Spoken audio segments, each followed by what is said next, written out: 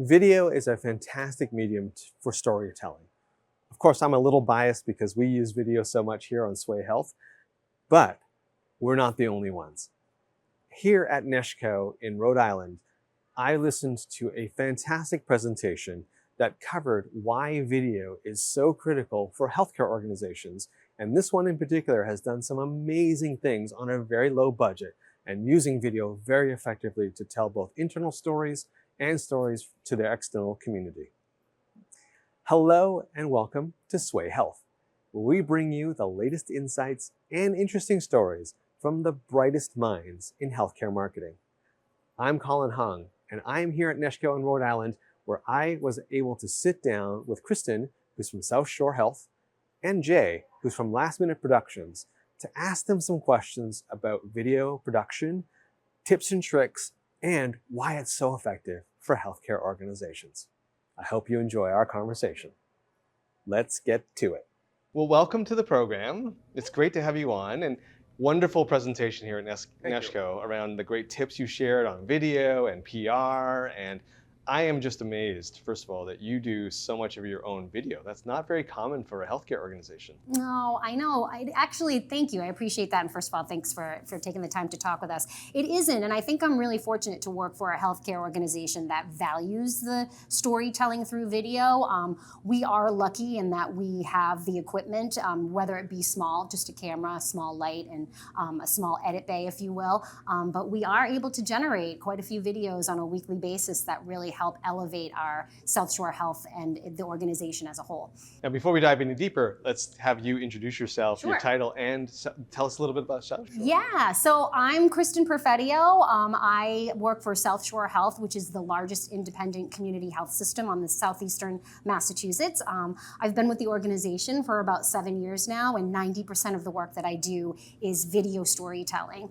I come from a news background. I worked as a news producer in several different stations, and then I jumped into PR several years ago before landing at South Shore Health, where I get to do what I love every day, video storytell. So Amazing. yeah. And yourself, tell us a little bit about you and Yeah, my name is Jay Dobek. I'm the founder and one of the owners of Last Minute Productions, and we're a corporate video production company. And basically that means we always joke, nothing with a mother-in-law, no weddings or bar mitzvahs. Well, but if the mother-in-law owns like a business, then there's room at the end. Yeah. And like I said, you both shared some amazing tips. I love the story, especially you were telling about how you have to be really cognizant and prepare for the interviews that you do, especially with patients, and how that's not just something you can just show up in the room and you're talking about storyboards and script writing.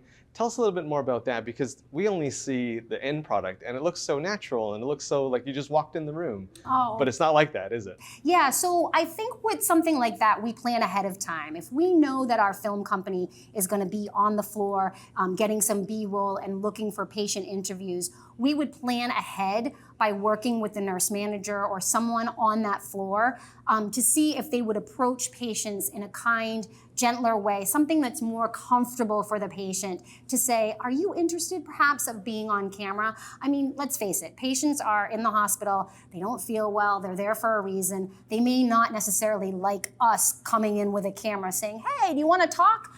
We need to plan ahead for something like that. And I think that's a super critical tip for folks to keep in mind as they're looking ahead to interview patients. And you were talking a lot about the logistics of it as well, and the planning also included, you told that funny story about the elevator and making sure that the crew has somewhere to pull up for parking and unloading. Yeah. And things you don't normally think about when you're, frankly, putting together a video. So true. So video production companies have a lot of equipment, right? I mean, they come in with big hampers full of stuff, and you want to make sure that you plan ahead the best way for them to pull up, park, get in with ease, no problem, and accessibility to the space where they're going to film in. So you definitely want to keep in mind, are your elevators large enough for all of that equipment? Can they get up to a certain floor without having to climb stairs? That kind of thing. So just plan ahead logistically, do a little walkthrough and make sure that your production company can get to where they need with ease. Now, your production company works with a lot of different types of organizations. Healthcare is one of them. What's sort of different about working with healthcare organizations? You mentioned a little bit of a story around how you're very protective of some of the patients that you're interviewing. Is that one of the, tell me more about that. Yeah, well, when you're working with a healthcare organization, you're working with people who've been through a lot. You're working with maybe somebody who has lost a loved one. You're working with somebody who's been into a traumatic experience. And because of this amazing organization like South Shore, they have come out of it and they're willing to talk to you. And I think you just really have to respect that. And you have to allow them to just talk. And sometimes even in the interview process, you have to manage your pauses. Where in a corporate world where maybe somebody's doing widgets, it's like, no, we got to say it this way, we got to say it that way. And I don't think you can't direct an interview that way. That's so true. Yep. And what can a healthcare organization do to maybe be more prepared for having a production company like yours come in? Because as you mentioned, time is money, and you don't have a lot of time, and you don't want to disrupt the patient's stay as well. What can an organization do to be better prepared for having someone like yourself? I think they need to be aligned. So Kristen has an idea, but before she brings us in, it should be signed off by everybody all the way as high as the C level if possible. Because when you do the story, you're not going to get the doctors again because they are busy, or the nurses, they're busy. The whole staff is busy, especially at a hospital. To ask a patient to come in twice, that's not something you want to do. And you just want to make sure that the story you're telling, all right, we're going to focus this story on our emergency crew and their preparedness and their response, right? And so everybody signs off on that. And so when the story is written, somebody doesn't go, oh, you know what, there's another story we can tell. Because that might be more shooting, that might be a rewrite. But if the organization is aligned with the message, it helps. So true. And that was one of your key messages, was to, it's that single sentence you had where you said put together the whole story in a single sentence and try not to deviate from it, because I think you call it like eating at a buffet versus eating a gourmet meal. Yeah, exactly. So really narrow your focus. You want to tell your story narrow and deep as opposed to wide and shallow. And again, by focusing on one specific topic, you can really, really dive deep into it and really explore it, as opposed to, again, 6 different topics, very shallow detail. And that story, or that alliteration, if you will, is like a buffet. You go to a buffet, you have so many choices and so much going on, but a gourmet meal is something you can really enjoy and just really, oh my gosh, what I was going to say. I forgot what I was going to say. But a gourmet meal is really something that you can appreciate and just enjoy every flavor of. So same thing with video, one topic, one focus. So I have to ask this, and I probably should have asked this at the beginning, but why video? Like, why is video such a great medium to tell these kinds of stories? Because healthcare has not traditionally embraced video. Clearly your organization has, with bringing you on board, but why is video so good for healthcare? Do you want to take a stab at that? Well, I own a video production company. So let's start there, okay? Let's just start there. But I think, listen, when you get your information, you're going to retain more with a video. A video can make you think and feel. I mean, I remember this story that somebody was telling me. Their father was in the Navy, and he was watching this movie, and the boat was going away, and the little boy was watching, and his father was on that boat. And I remember my friend saying, I got verklempt. It really made me sad. It moved me. And that's why video works so well. I'm not saying great writing doesn't, but you're adding great writing to great video, and it can be really impactful. Yeah, I second that. It's all about the feeling. I mean, with video, you can get pretty much everything you need to know in 30 seconds, just visual storytelling. So I think it just works as far as generating that emotion, that feeling, and making people walk away thinking, wow, I was really moved or informed or educated or inspired. It's helpful.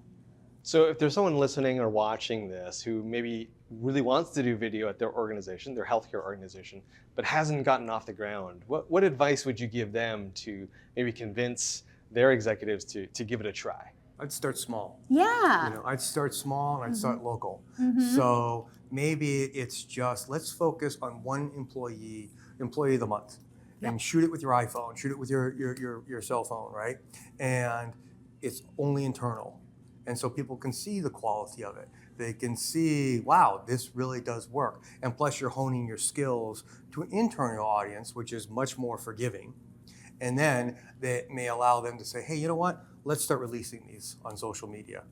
So true. I second that. I can't even add really to that except that you will probably convince your leadership to jump on board with something small as opposed to coming to them saying, we need to spend $10,000 on a video. No, they're going to be much more open to the idea of, let me try this on my phone with my tools that I have at my ready and just see how it works, you know? And think of it like painting a room. When you look at it, you're like, wow, I can paint this small room in no time, right?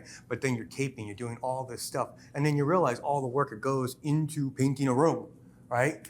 And so start with a small room, start with a small project. Yeah. And one of the key tips that you shared during the session was you don't need all the fancy equipment to start.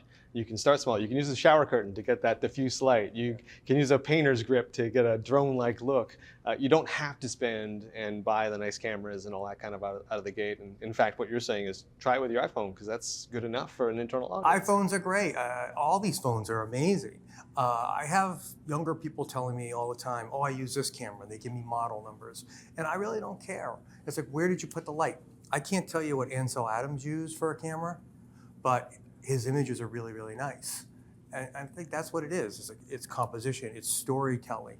And is what you're saying of interest, what you're showing is interest to the viewer, then that's ground zero. Yeah. Perfect. Awesome. Where can people go to learn more about your organization? I appreciate that.